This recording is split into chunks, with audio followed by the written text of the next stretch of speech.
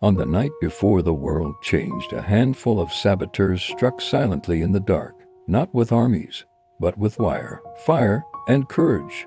Their mission, codenamed Operation Francis, was a secret whispered between London and the shadows of occupied France, a mission so vital its success or failure could alter the course of history.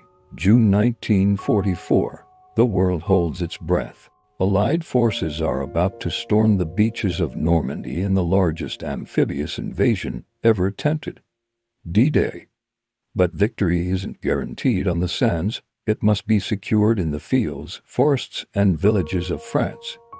The German war machine is formidable, and reinforcements are poised to rush to the coast, threatening to push the Allies back into the sea.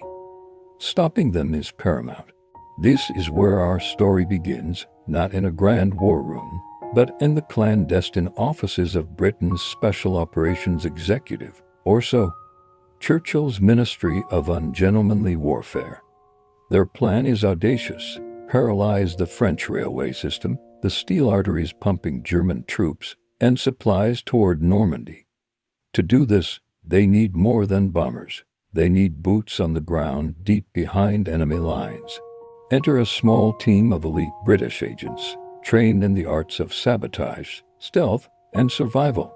Their task is to parachute into a land swarming with the enemy, link up with the local French resistance, the Maquis, and execute a series of precise, devastating attacks on the railways.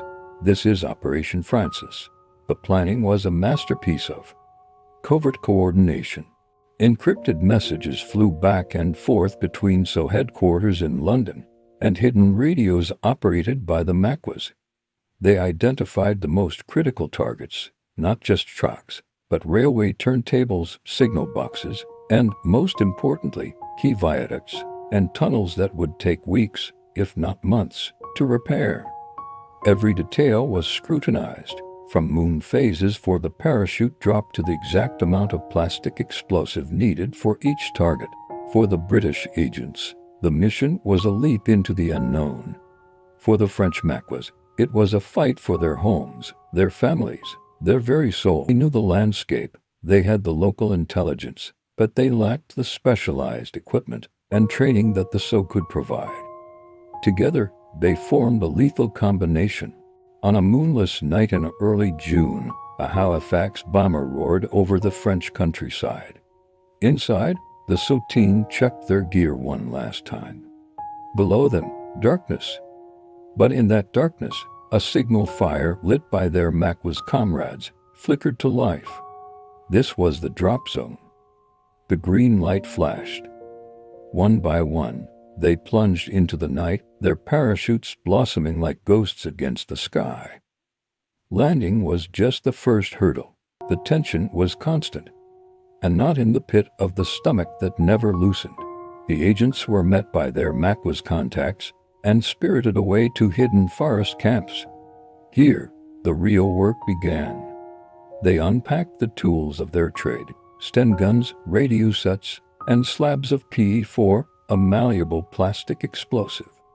They taught the eager but inexperienced resistance fighters how to fashion homemade charges, how to use time pencil simple acid-based fuses, and how to place them for maximum effect. They weren't just soldiers, they were teachers, arming a secret army. The target was a crucial railway line running through a series of steep valleys, and tunnels, a lifeline for German panzer divisions. Racing toward Normandy, the plan was to strike multiple points simultaneously, creating a cascade of chaos that would cripple the entire network. The teams split up, each with a specific objective. Imagine the scene: a handful of men creeping along a railway embankment. The moon is hidden by clouds. The only sounds are the chirping of crickets and the frantic beating of their own hearts. They work quickly, their fingers, numb with adrenaline, packing the plastic explosive into the crevices of a steel bridge. They set the timer, a simple chemical fuse that gives them just minutes to escape. A final check. Then, they melt back into the shadows, running for their lives. Miles away, another team is doing the same at the mouth of a tunnel. Another at a critical junction. A brilliant flash, followed by a deafening roar that echoes through the valleys. The ground shudders. The success of Operation Francis was immediate and profound.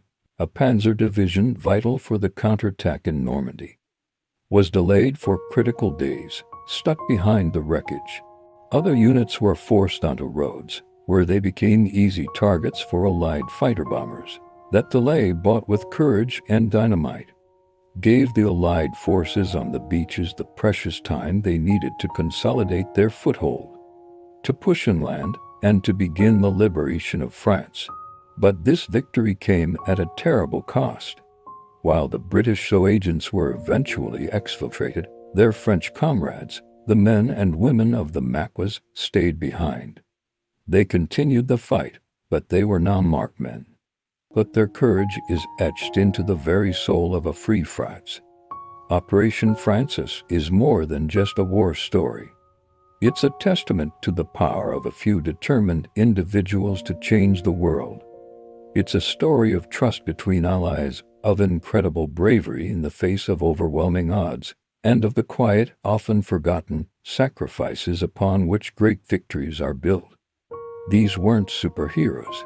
If this hidden story of courage and sacrifice moved you, please show your support by hitting that like button, subscribing to our channel, and turning on notifications. There are so many forgotten heroes and untold stories waiting to be remembered. Thank you for watching.